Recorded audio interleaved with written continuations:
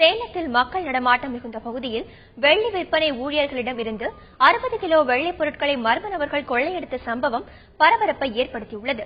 சேலம் செவ்வாய்பேட்டையைச் சேர்ந்த கோபி என்பவர் வெள்ளி பொருட்களை விற்பனை செய்து வருகிறார்.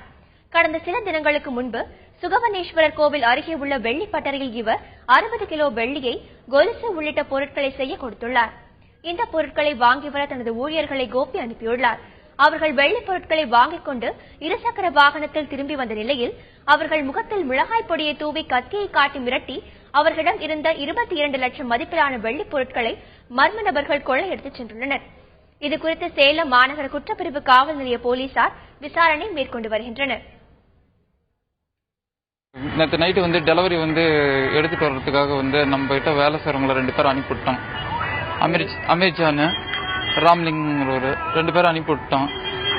மணி 7:30 மணி இருக்கும், சாயங்காலமா 7:30 மணிக்கு இருக்கும். அனுப்பிவிட்டதுக்கு வாங்கிட்டாங்க, 8 மணிக்கெல்லாம் வாங்கிட்டாங்க.